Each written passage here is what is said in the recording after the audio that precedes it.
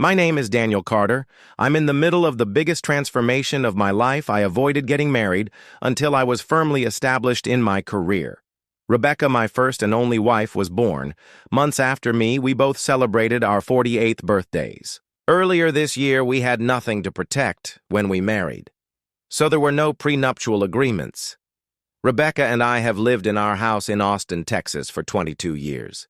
We moved in a year after our wedding and brought our firstborn home 2 months later. Once we were settled, our second child joined us 2 years later. Now both kids are off at college, living their own lives recently.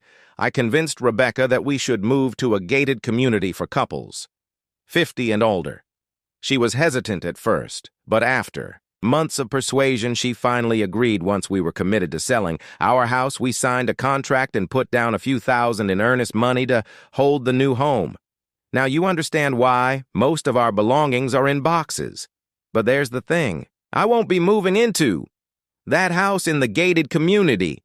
Actually, neither of us will. I just got off the phone with the realtor. Withdrawing our offer, losing a couple of grand to pull off my escape was a small price to pay. Our time in this house is over. And we do have to move. We attended the closing 3 days ago on Monday, and we have until a week from tomorrow to turn over the keys. Rebecca thinks I left on a business trip yesterday morning. The truth: I haven't been employed since I resigned a week ago. I purchased a one-way ticket to Miami from there. I've a rental car lined up, and I'll drive south toward the coast. Then I board a ship. If everything goes according to plan, I should be on my private island retreat in a couple of days. I'm not planning on divorcing Rebecca, but I am taking the entire proceeds from our house sale, my 401k payout, and the bulk of our savings with a new identity. I plan to live out my life sailing around the Caribbean. It cost me more than I care to admit to set up offshore accounts with encrypted banking and an appropriate amount of money. Undering now, every penny is sitting safely in my new identity's cryptocurrency accounts, since there are over 10,000 cryptocurrencies.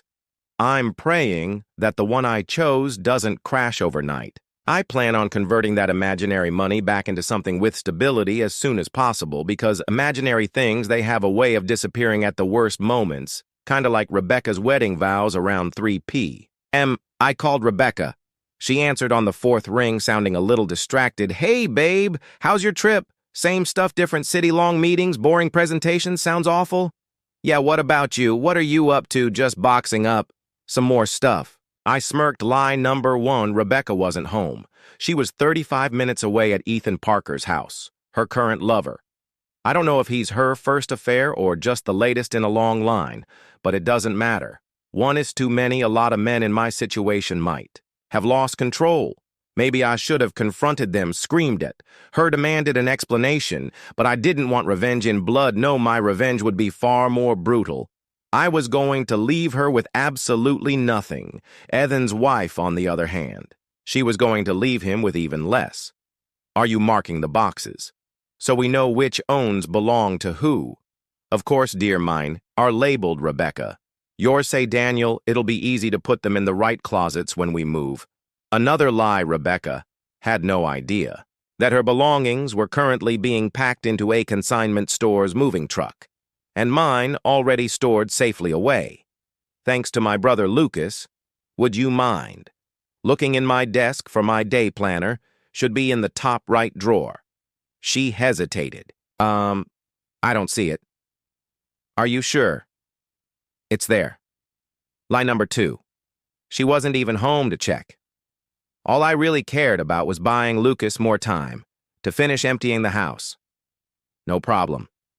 You said you were having lunch with some friends today. Where did you go? Would I know any of them? Oh, just the little dinner by my office, a few girls from work. Line number three: my investigator had been tracking her all day at 9:00. Miss, she drove to Ethan's house. She hadn't left since. What are you doing for dinner? Probably just ordering a steak from room service company. Covers it nice. What's on tap tonight? Just some laundry and more packing. Oh, I hear the dryer buzzing. It should go. Call me later. Love you. Talk to you soon. I put the phone down and let out a slow breath. It's so easy for her to lie now. There was nothing about this woman that I could trust anymore by now. My old house was completely vacant. Lucas had hired 2 moving trucks, and a team of guys to clear everything out. As fast as possible, the first truck filled with my stuff was on its way to a storage unit Lucas rented under his name.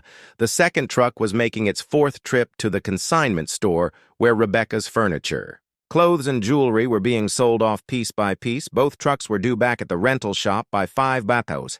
Lucas had earned every cent of the $5,000 I paid him an overnight package. Addressed to my lawyer was already prepared inside. I hadn't closed a signed power of attorney document, my house keys. The garage door opener Rebecca would have to surrender her keys too. Not that it would matter by the time she realized what was happening. She wouldn't even have a front door to unlock. I didn't bother calling her again when I first discovered Rebecca's affair. I tried to warn Ethan's wife. She hung up on me. I didn't take it personally. She would still get the full report complete with pictures, surveillance footage, and bank statements showing the gifts Ethan had bought Rebecca. It was already on its way, along with 15 other carefully curated packages. Each one contained a detailed letter from me, screenshots of texts and call logs, photographic. Evidence of Rebecca and Ethan together who got a copy, Rebecca's parents, her siblings, her closest friends, her boss, her co-workers, and, for the final knife twist, our kids. I included a separate note for them. You both knew what was happening and kept quiet. You betrayed me just like she did, so consider this my final goodbye. I won't be looking for you and I won't be back, but my favorite package, the one addressed to Rebecca herself, that was the most satisfying letter I've ever written. Rebecca, by now, I'm sure you've realized that your infidelity has cost you everything. I have taken all of Theliquid assets, our house proceeds, my 401k withdrawal, and the bulk of our savings. I have also taken what I wanted from the house. Everything else, it's currently being sold off if you want the remaining. Money talk to my lawyer. He will handle the paperwork for the estate sale. Personally, I don't give a damn what happens to it. Don't bother looking for your jewelry. Those cash for gold places gave me a generous sum for it. The most expensive piece, the diamond necklace Ethan gave you, it wasn't worth as much as you thought, kind of like your wedding vows. Our new house candled, that was just a ruse to make sure I got all of the house sale proceeds. Thanks for playing along. I'm not planning on divorcing you. You can pay for that yourself once you scrape together enough money. As for me, I plan on replacing you immediately. Not that you care. I have also let the kids know that I am downing them. They were aware of your affair and said nothing. That makes them just as guilty as you. I left them a final gift, a reminder of the cost of betrayal. I did, however, leave one thing behind for you, your father's revolver and a box of bullets. Too bad. You never joined me for shooting lessons. Oh, well, point aim. Pull the trigger, go tit. If you're going to do something drastic, do it carefully, by the way. If Ethan had just kept his mouth shut, I might never have found out, but he had toe-bragged to a bartender about his latest conquest. And what were the odds that the bartender was my brother Lucas? That was the moment I knew how stupid can you be. Never mind stupid enough if you were planning on leaving me and running off with Ethan. Well, you can still run off with him, but it'll be with him as your only companion. Enjoy what's left of your life, because I'm sure as hell going to enjoy mine. Rebecca felt off when she woke up the next morning. Ethan was still asleep beside her, his arm draped lazily over her waist, oblivious, something about yesterday's conversation. With Daniel lingered in her mind. Maybe it was the way he asked her about lunch, or how quickly he let her go. Still, she forced herself to push it aside. Today was supposed to be a fresh start. By this time next month, she planned to tell Daniel she wanted a divorce. She and Ethan had already talked about it. He would leave his wife, too. They could finally be together openly, but first she had to go home and pretend that everything was normal. She kissed Ethan, threw on her clothes, and drove back to the house, humming along to the radio. As she pulled into the driveway, she noticed something odd. The curtains were open. That was strange. She never left them.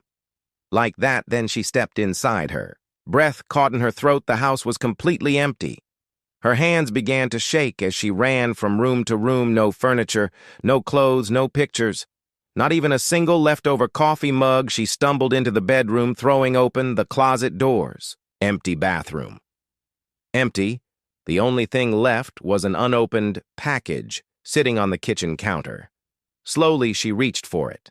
Her fingers trembling inside was a stack of papers, bank statements, legal documents, and a handwritten letter from Daniel she skimmed.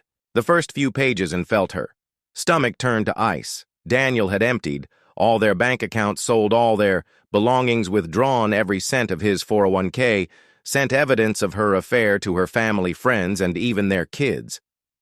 The bottom of the letter taped to the page was a small silver key. She recognized it immediately. It was the key to her father's revolver. A choked sob escaped her lips. Daniel had left her way out, and he was daring her to use it. Her phone buzzed a text from her sister. "What the hell, Rebecca? I can't believe you. Mom's crying. Dad won't even speak. You disgust me." Then another from her best friend. "You've lost your mind. Don't ever contact me again." Her hands shook as she dialed Daniel's number. It rang twice before a slurred voice answered. "Who's this?" Her breath hitched. "Daniel, a drunken laugh lady. Whoever you're looking for, he don't got this phone no more." Click. The line went dead. Rebecca's legs gave out, and she collapsed onto the floor. Daniel was gone completely, and he had made sure she had nothing left. Desperate, she drove to the bank, hoping there was something left in their accounts. After an hour of pleading with a stone-faced bank teller, she finally got her answer. Daniel had cleaned out everything. Her credit cards still worked for now, but without income. They wouldn't last long. She called every divorce lawyer she could find, hoping to fight back. Every single one turned her away. "You don't have enough for my retainer. I don't take cases like this on contingency. I suggest you get a public defender, ma'am." By the end of the day, she sat alone in her motel room, staring at the revolver key. A bottle of cheap whiskey sat beside her for the first time in her life. She thought about using the gun, not because she felt guilty, but because she had nowhere else to go. That's when her phone rang. It was Ethan. "Hey, baby, listen up. My wife found out. She's taking me for everything I need, a place to stay." Rebecca stared at the ceiling, then she smiled. Sure, Ethan come over. When Ethan arrived, she let him in. Locking the door behind him, she tossed her purse onto the bed. "Take your clothes off." Ethan smirked. Now that's more like it. He stripped down, standing completely naked in the middle of the room. Rebecca reached into her purse, her fingers wrapped around cold metal, Daniel's parting gift. Ethan's grin faltered. "What do you point, aim?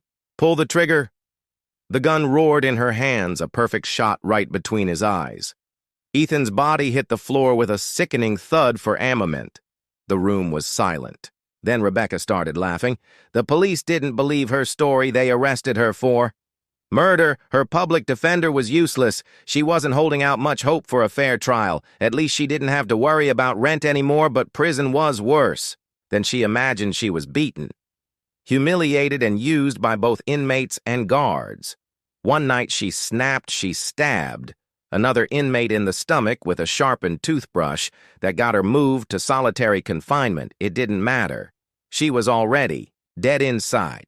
Meanwhile, I was living the dream. My lawyer called me after 9 months saying I could return if I wanted, but why the hell would I? I had everything I needed here. The money, the women, the freedom. Occasionally I sent my kids a card inside I taped a single quarter.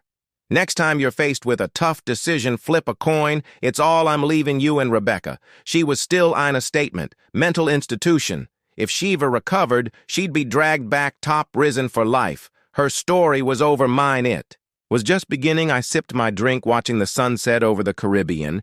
A young woman slipped into my lap, laughing, whispering something in my ear. I grinned. Daniel Carter was dead.